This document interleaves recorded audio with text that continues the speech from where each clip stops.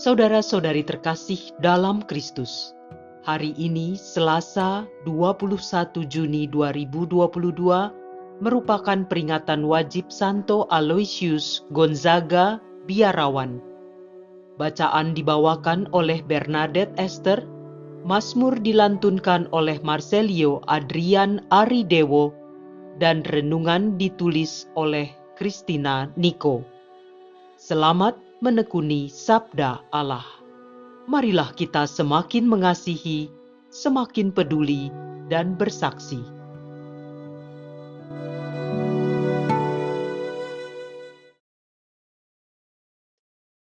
Dalam nama Bapa dan Putra dan Roh Kudus. Amin. Tuhan, Engkau memberikan kepada kami firman-Mu. Firman-Mu telah menjadi manusia dan kini menjadi bentuk kehadiran-Mu di tengah kami. Utuslah Roh Kudus yang Kau janjikan sebagai penghibur, yang mengajarkan kami makna firman-Mu itu. Kiranya inspirasinya membantu kami memahami firman yang telah ditulis dengan inspirasi ilahi. Jadikan pula kami melalui hembusan roh-Nya, tanah-tanah yang subur bagi pertumbuhan firman-Mu, hingga menghasilkan buah berkelimpahan. Demi Kristus Tuhan dan pengantara kami. Amin.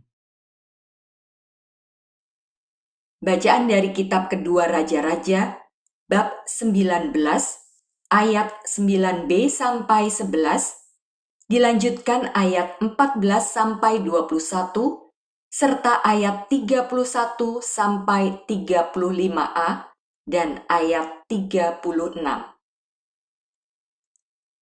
Pada waktu kota Yerusalem dikepung, Sanherib Raja Asyur mengirim utusan kepada Hizkia Raja Yehuda.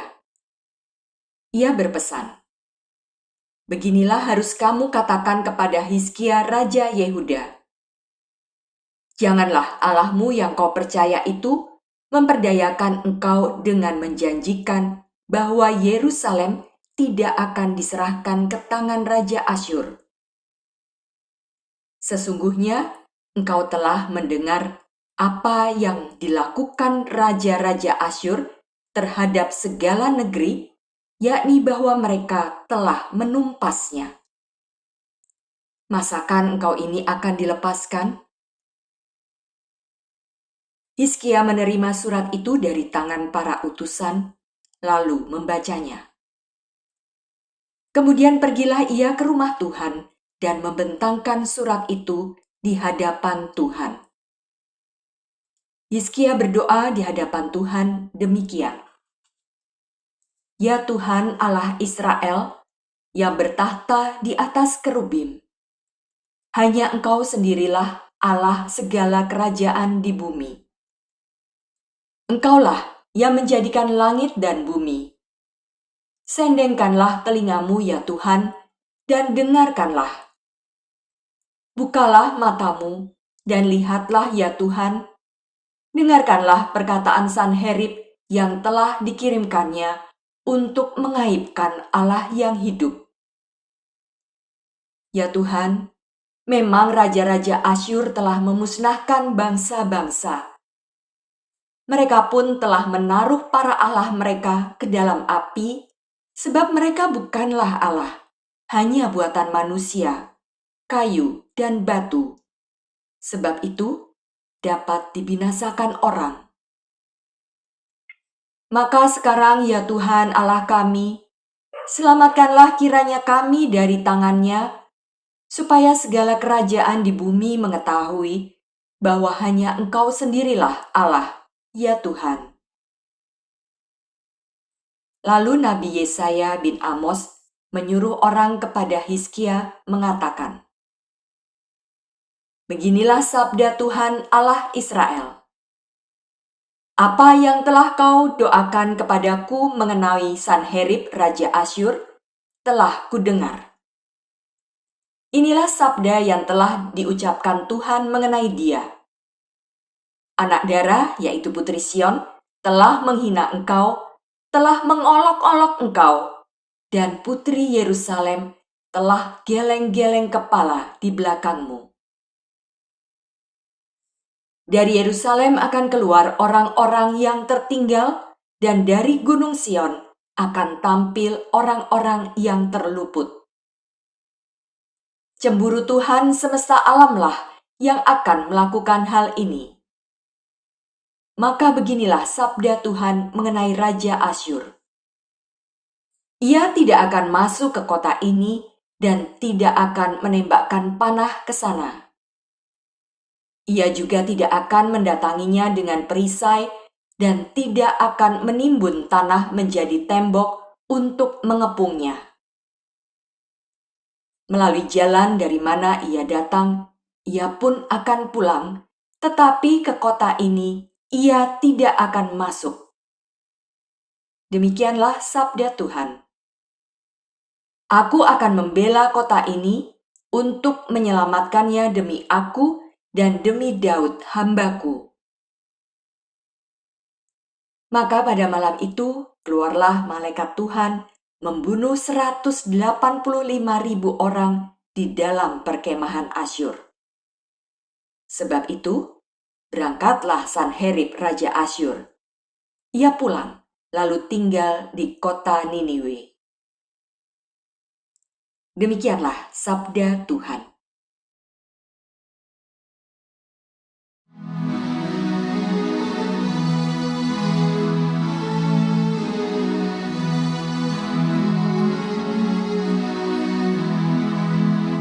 Allah menegakkan kotanya untuk selama-lamanya.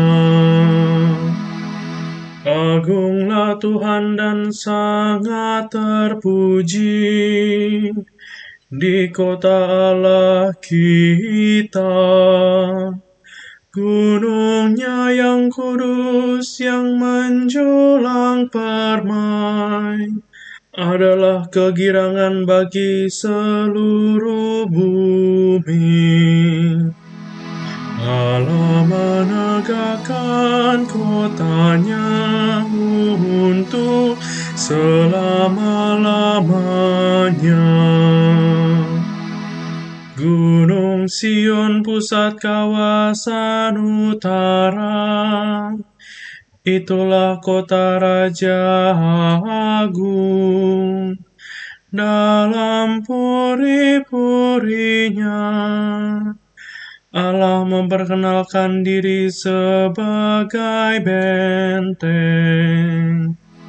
Allah menegakkan kotanya untuk selama-lamanya.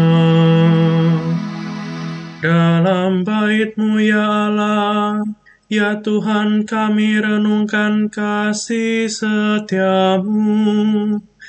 Nama-Mu ya Allah sampai ke ujung bumi. Demikian pula lah kemasyuran-Mu. Tangan kanan-Mu penuh dengan keadilan.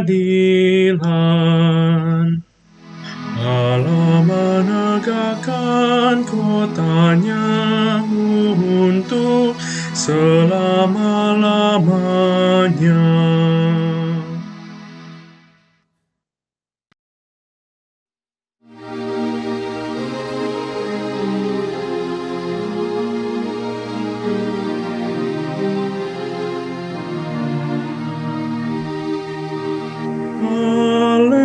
Haleluya, haleluya, haleluya. Akulah cahaya dunia. Siapa yang mengikuti aku, ia hidup dalam cahaya abadi. Haleluya, haleluya, haleluya.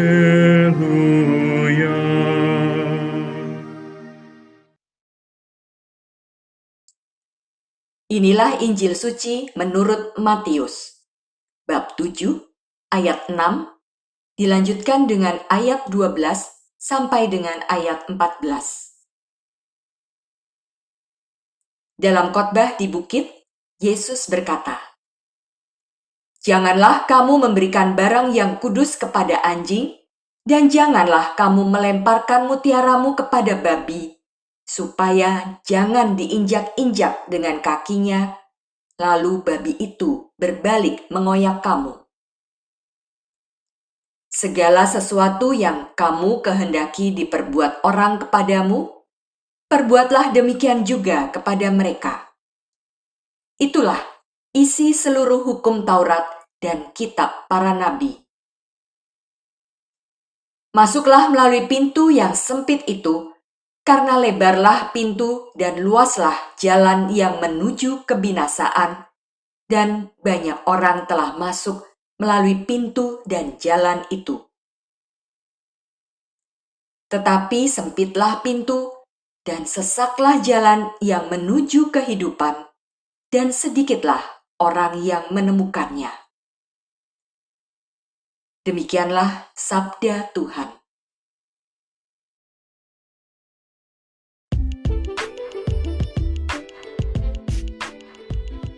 Tulus hati dalam setiap perkataan dan perbuatan. Renungan dibawakan oleh Bernadette Esther.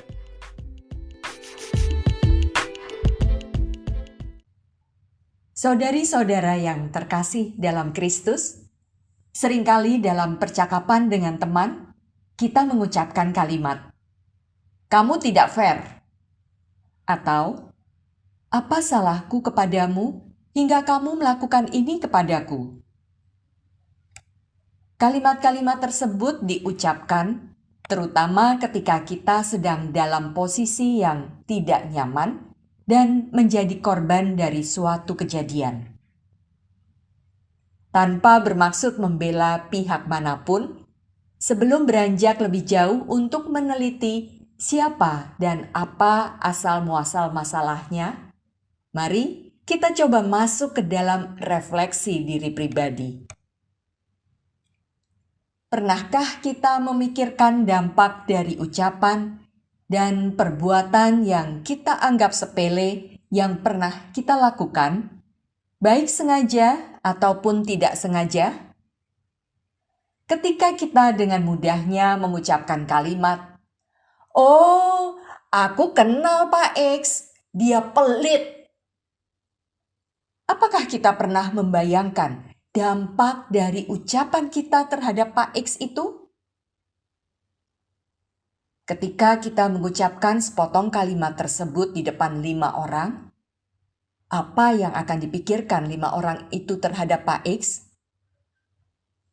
Walaupun mungkin kelima orang tersebut belum pernah berinteraksi dengan Pak X, tapi pikiran mereka sudah terkontaminasi dengan pernyataan tersebut. Apa yang terjadi jika kelima orang tersebut bercerita lagi kepada masing-masing 2 orang saja? Bisa jadi sudah ada 15 orang yang menghakimi Pak X bahwa dia pelit. Dan begitu seterusnya hingga tersebarlah persepsi tersebut ke semakin banyak orang. Akibatnya, kemungkinan banyak orang akan mulai tanda kutip memperlakukan Pak X berdasarkan informasi yang tidak benar. Mirip seperti bola salju. Dimulai dari selentingan ucapan yang sepele, menggulung terus hingga menjadi besar dan besar. Kita percaya bahwa tidak ada satu orang pun ingin bernasib seperti Pak X, terlepas dari fakta bahwa mungkin saja ia pelit. Apalagi jika ternyata tidak. Apakah adil ia mengalami guncingan seperti itu? Bagaimana jika kita yang berada di posisi Pak X? Firman Tuhan hari ini menegaskan, Segala sesuatu yang kamu kehendaki diperbuat orang kepadamu, perbuatlah demikian juga kepada mereka. Itulah isi seluruh hukum Taurat dan kitab para nabi. Seperti tertulis dalam Matius 7 ayat 12. Jika kita ingin dihormati dan dihargai oleh orang lain, maka marilah kita mulai menghormati dan menghargai orang lain dengan tulus dalam setiap ucapan, perkataan, dan perbuatan kita. Penghormatan dan penghargaan tidak hanya dilakukan di depan orang itu, tetapi juga di belakangnya. Ingat efek bola salju kisah di atas yang menimpa Pak X. Tentunya kita tidak mau hal itu terjadi pada kita. Marilah kita minta hikmat Tuhan dalam bersikap, berpikir, berbicara, dan bertingkah laku sehari-hari agar kita tidak menciptakan efek bola salju yang tidak baik bagi orang lain. Marilah berdoa. Bapa yang Maha Pemurah dan Maha Pengampun, puji syukur atas firman-Mu yang boleh kami dengar hari ini, untuk mengingatkan kami kembali pada sikap hati dan sikap hidup kami sehari-hari. Kami mohon Tuhan, berikan kami hikmat kebijaksanaan-Mu dalam diri kami, agar apa yang kami lakukan selalu berkenan di hadapan-Mu dan tidak menyakiti sesama kami. Demi Kristus Tuhan dan pengantara kami. Dalam nama Bapa dan Putra dan Roh Kudus. Amin.